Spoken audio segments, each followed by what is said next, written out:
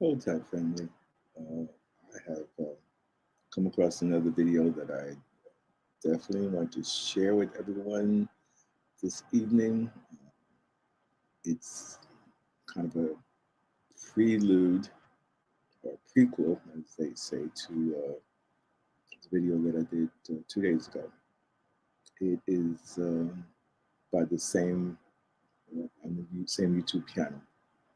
And as before, I'm going to try to do some preliminary sharing of information to get you all set for this. But let me start by doing my regular, and that is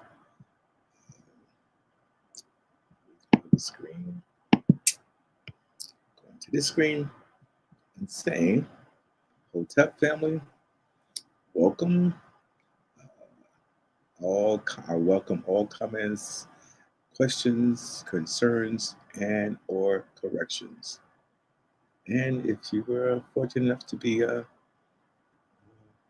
watching live, you can also comment. I can see comments on my screen. Okay. All right. So let's start by going through these slides.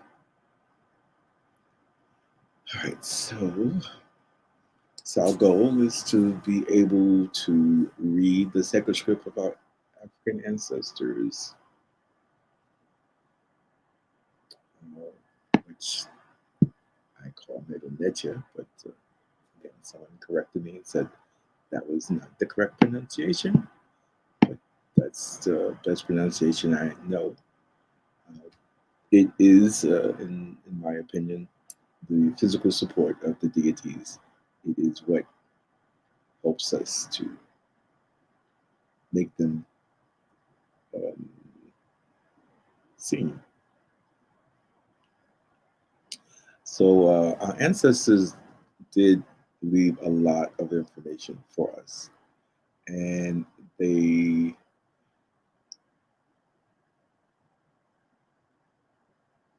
okay. Am I make sure I'm doing the right thing here? Who's having YouTube? Let's try this. Stop sharing that. Okay, so right. Okay, so I think I had something extra going on there. We'll find out soon. All right. So, sorry. Back to where I was. So our let's see if I okay, yes. So our ancestors, African ancestors, left information written on many places. This written on stones and written on clay pots. They call that ostraka. Right. So we have some here. This is what's identified, I believe, as Demotic, which is the writing of the people. It also can be translated. I mean, I am not very good at translating this yet. It's a work in progress, but I can pick out certain things. For instance, what I have underlined here is the symbol for Nefer. Again, we're reading this script from right to left. We can kind of see the bird in the second line. That bird, again, uh, tells us we're reading from right to left. And again, underlined, I have Nefer. Nefer is almost easy to read. The horned viper kind of looks like itself, just a little head at the top, the tail. The mouth is truly abbreviated. Is almost a kind of a letter C. But again, it's readable, so we can translate even when it's written in Demotic. We can also see writing in on papyri. They tend to call this hieratic. Hieratic is another form of the hieroglyphs, as it's called, the Natal Netra, and it can be read also. Again, it's not something that I can do, but it's something a work in progress. So, what's always been very helpful is the fact that Dr. Ben has done a lot of traveling, and he wrote this book, Black Man of the Nile and His Family, among other works that he's produced. And so, when I want to identify names if I can't do them well. It always helps to look in Dr. Ben's book to try to identify the names of the Nasubitis. And in this case, just as in the last session, I'm looking at the servants in the place of truth, which are the people, the men and women who put together who carved out and actually did all the decorations and the writings inside of the temples. I'm sorry, inside of the tombs in the Valley of the Kings. And again, this set of videos has been quite impressive for me, so I am using this again. Uh, this Nasubiti that we're going to see in a short moment is Sarah Kara. Sarah Kara is, if you look at the list of Nasubitis on the right, he is the second Nasubiti in the 18th dynasty. And it is in 18th dynasty that the Nasubitis started to uh, use the Valley of the Kings as their burial location. In here we have a representation again of the Nasubiti Sarah Kara. We can kind of see his name in the Shinu in front of him. The Ka is at the very bottom.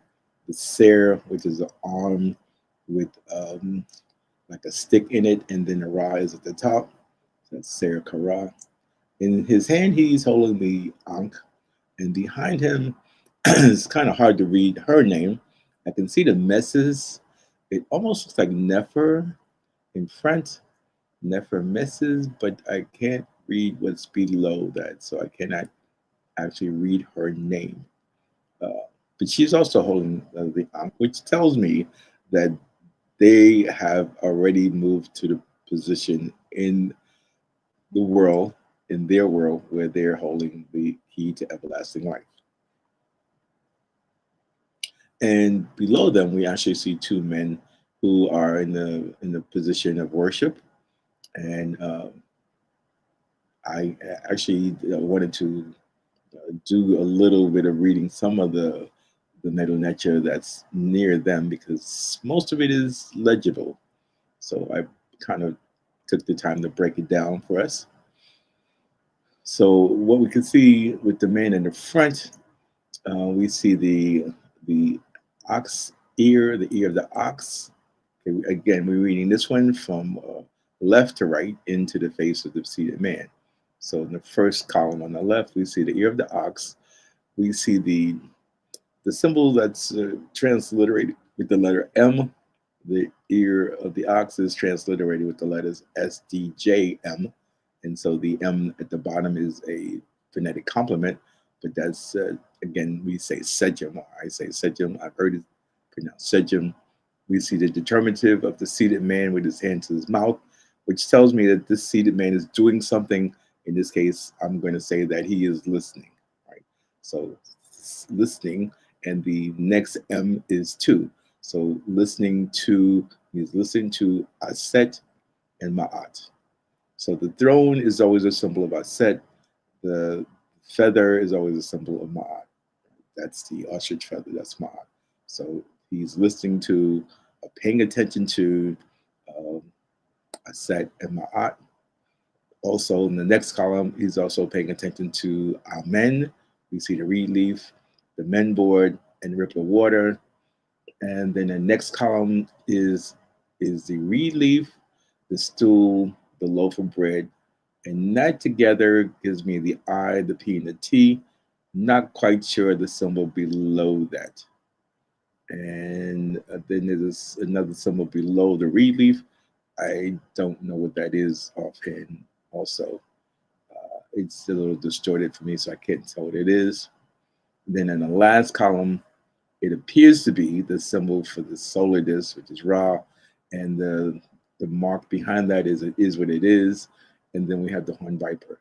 So it is the sun, the actual sun.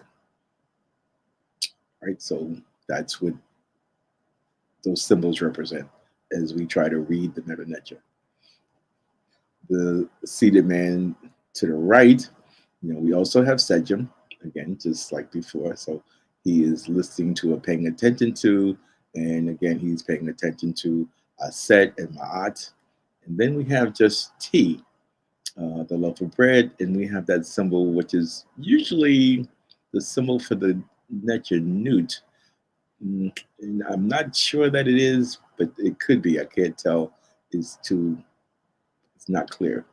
And then again, we have Amen, the reed leaf, the men board, and the ripple of water. Don't know what that is below the Amen. And it doesn't get much better. I do see a reed leaf, a ripple of water, the mouth, and then I see the twisted flax, the solidus, and the twisted flax. So that last three set of symbols is infinity. Again, this is a work in progress, and I am not going to say that I can read everything at this point. Still working at it, and hopefully, I'll get better. Well, no, I will get better as time goes on. So again, what we're looking at today is this group of men who are identified as servants in the place of truth. And that's what they'll be saying in the video. But I have this image that I just pulled out from the video, and we could see that these are different men doing different things. These are all in the area of the Valley of the King where they're staying, and we'll see more about that in the video. But I did pull out the one image on the bottom, the second person on the bottom right. I pulled that out because the text that's the only one that has text near him. And pulling that out, what I can see clearly is we see the pintail duck, and we see the is what it is symbol behind that. So that tells me that's Sa, which means the sun, but not Sarah, just the sun. And below the sun, it says we see the suit plant, the loaf of bread, the ripple of water, which is transliterated with the letters NSWT. So this is the son of the Nasut.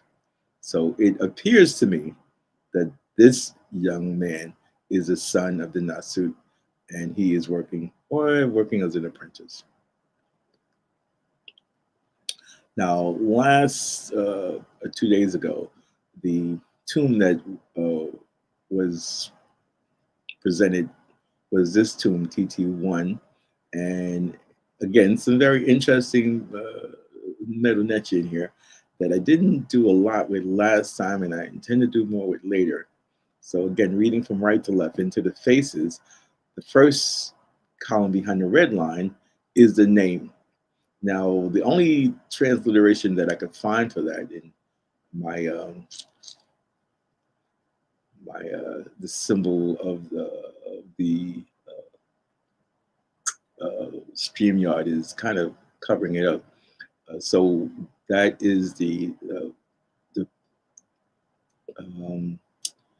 symbol for NDJM, right? And we see the owl, the long legs.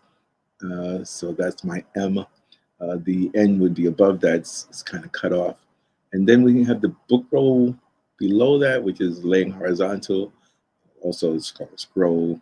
And then below that, we have a seated man holding the flail, right? And again, we can tell that's a seated man because if you look to the far right of the screen behind the female, that's a seated female, right? So that's his name there. And then right in front of his right hand, we see the horned viper again, and another symbol that I have not been able to identify. Then right behind his head, we have the Neb, but with a loaf of bread, so we know that's Neb-T. So we know that's the female lord.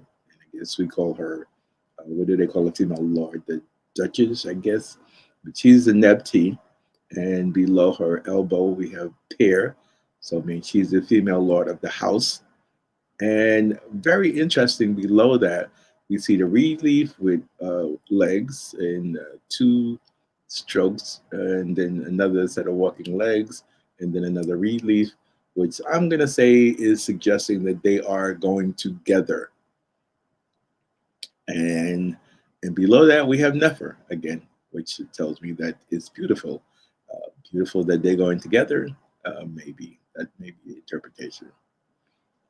And her name, well, the best I can get with her name is, again, that top symbol looks to me to be the the pestle, which again is used to crush things, and it's transliterated with the letters TI. And I'm strongly in favor of that because the reed leaf coming after that is transliterated with the letter I. So this could be TI, with the reed leaf being a phonetic complement. And then we have this seated female again.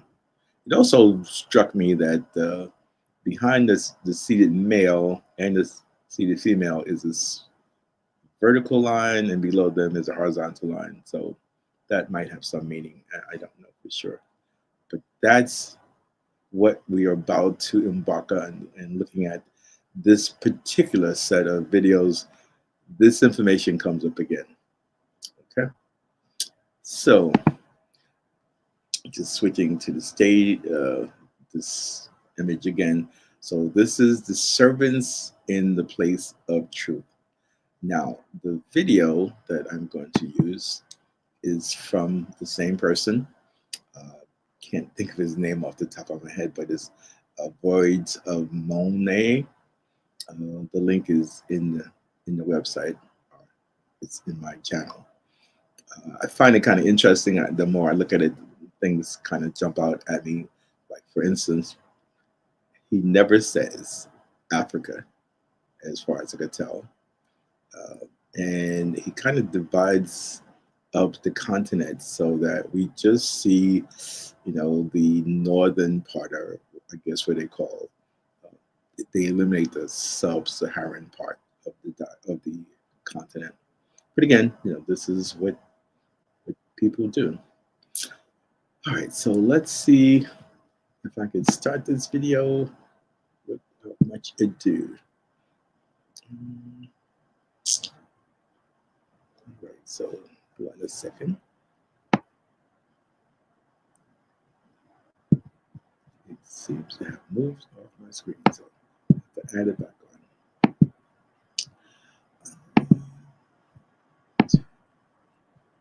All right, here we go. Share.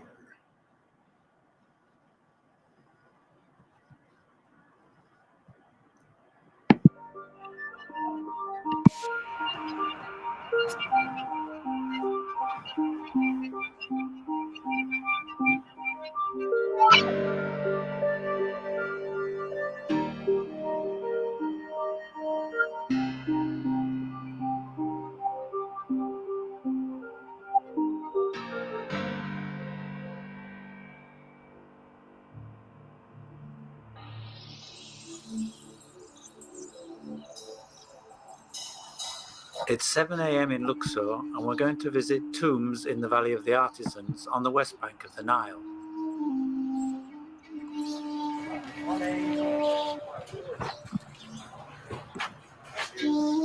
To make this video, I've found excellent documentation on osirisnet.net.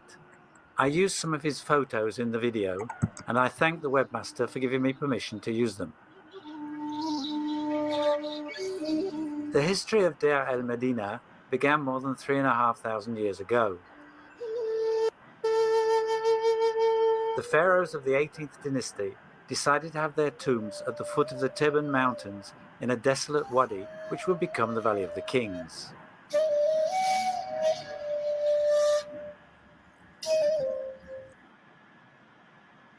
Using the right weight matters. The Body Pod lets you easily understand what is the fastest way to reach your health and fitness goals.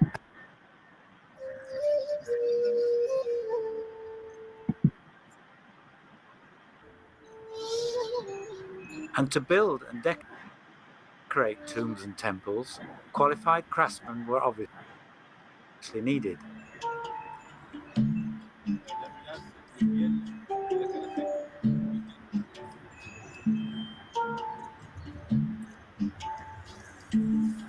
The second king of the 18th dynasty, Amenhotep I, created a special troop of workers called the Servants in the Place of Truth.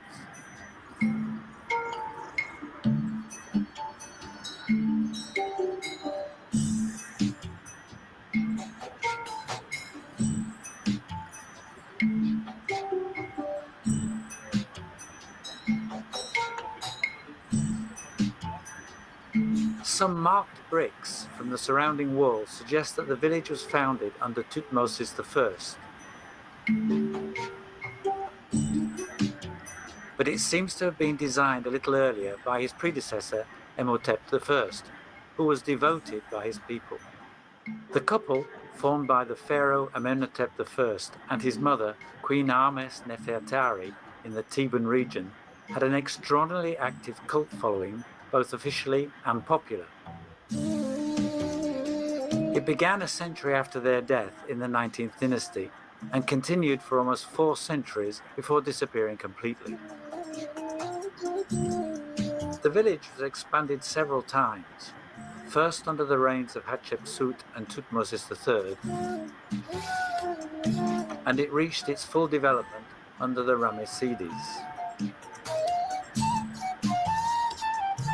The village, called in the texts Pardemi, which means the town, is surrounded by an enclosure which has a maximum length of 132 meters and a width of 50 meters.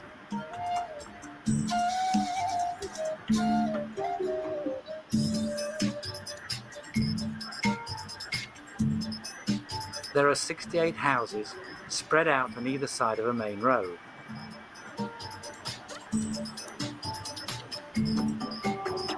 They measured on average 60 square meters and were made of stone and raw brick. The floors were made of beaten earth and the roofs were made of palm trunks and branches held together with mortar. Each house had a small cellar and a terrace. The troop of workers usually numbered between 40 and 60 men. 2 teams of men, including water carriers, farmers, fishermen, led by scribes from outside the village, were responsible for supplying water and fresh produce, bread, vegetables, fruit, fish and beer, etc., but also wood and various materials. Launderers took care of the clothes, blacksmiths made and maintained the tools. There were also potters, shoemakers, doctors and guards, the equivalent of our current police officers. And there was even a court to resolve conflicts. The site was occupied for almost 500 years. Its continuous exploration for over 100 years made it possible to accumulate so much information on the daily life of this community of artisans.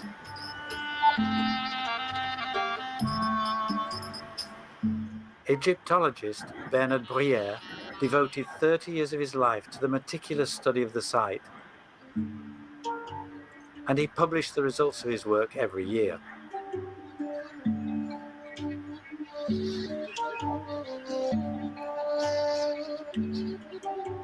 He found very detailed sketches and documents recorded on limestone charts, but also on papyrus and on other items.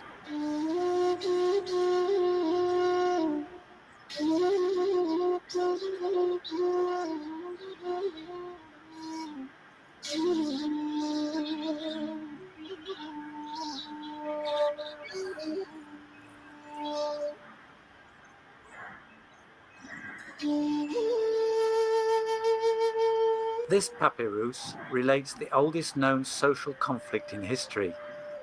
It set the workers of Deir el-Medina against royal officials in the year 29 of the reign of Ramses III. Most of the objects were found in a huge well that can still be seen on the site today. We know that there were 3 types of specialists: stonecutters, sculptors, draftsmen or painters, and until the beginning of the reign of Ramses III, plasterers. Surprisingly, there were numerous work absences and holidays, such that almost half of the days in the year were non-working. This left considerable free time for artisans to take on private jobs or work on their own tombs. They built them for themselves and their family just a few meters from their home. But only a very limited number of craftsmen were able to build a funeral chapel or a decorated vault. Barely 50 exist, out of hundreds of recorded burials. Having a grave was truly a privilege, How they were allocated is not known. It's rare that a craftsman from Deir el Medina, if he owns a vault and a chapel, can decorate both. Often he has to choose, and archaeological studies shows that he chooses the burial chamber.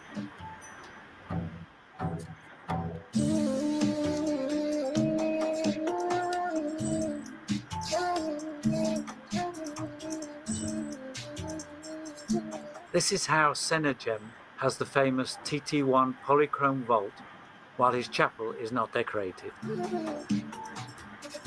We'll visit Sennacherib's tomb in our next video.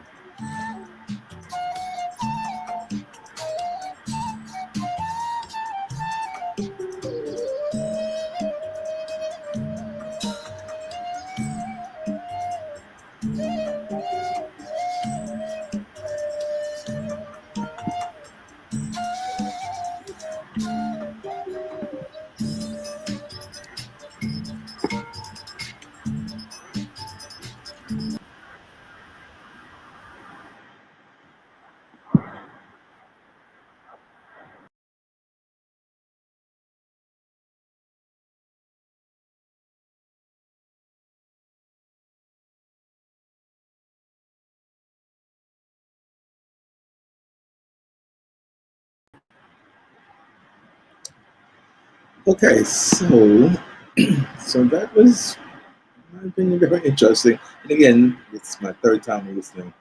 Still no mention of Africa. It's just very, very interesting that there's been so much study and so much research on Egypt, and clearly you see that these was people who were workers, slaves, as suggesting, definitely not aliens. But we just have to be more dedicated to studying and showing that we are not the inferior race. Anyway, my good people, that's really all I want to do today. I have to go back and start doing some more research because I really, this is the first time I've seen inside those tombs. And I've been to Egypt, I'm sure at least 8 times, I can remember. And we have never traveled to that particular location. And I'm not quite sure why, but it's never been on our itinerary. But that's the way things are sometimes. And I did want to share one other thing, if I can find it. So I did see another video that I thought we should be aware of. Let's see if I can share it. I'm going to show it. This video here, if you want to copy that link, this shows Egypt in 1925. Again, quite interesting to see. So information, I mean, it's hidden in plain view, as they say. We just, fortunately now we have internet, we have access to a lot of resources, because it's not going to be in the schools. It's never going to make it to our school system. And it's the way of the world. All right, so I see no comments, which is standard, which is okay. I appreciate the fact that there are people watching. And I do appreciate the fact that there are people. Oh, did I see Arabic? I don't think I saw any Arabic writing. You saw Arabic writing? No, that was not Arabic. That was ancient hieroglyphs. The one was hieratic, and some was what they call Demotic, but no Arabic. There may have been some Arabic in the front of the tombs because now the tombs are tourist attractions, and so there is some Arabic writing in front of the tombs, but I don't read.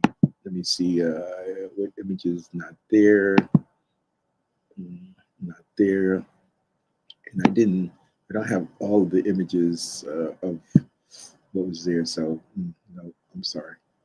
No Arabic. Right. The Arabic didn't. But again, if as people were entering tombs, you may have seen some Arabic because on the outside of the tombs now there is Arabic writing because that's who controls the tourism. But all right, I thank you for asking the question. Appreciate that. Anything else? Because again, I'm just fascinated by finding these videos at this stage, and like I know there's a lot to learn, but there's a lot out there. You saw Arabic in the video. Well, you can always go back and look at the video. I'll look at it again. I don't know where it was, but it could have been again something written recently. These videos are recent written videos. But again, I appreciate your questions. All right, please stay in touch, and I will continue to produce stuff just because this is what I enjoy doing. All right, everyone have a good evening and a great weekend. Shem Hotep.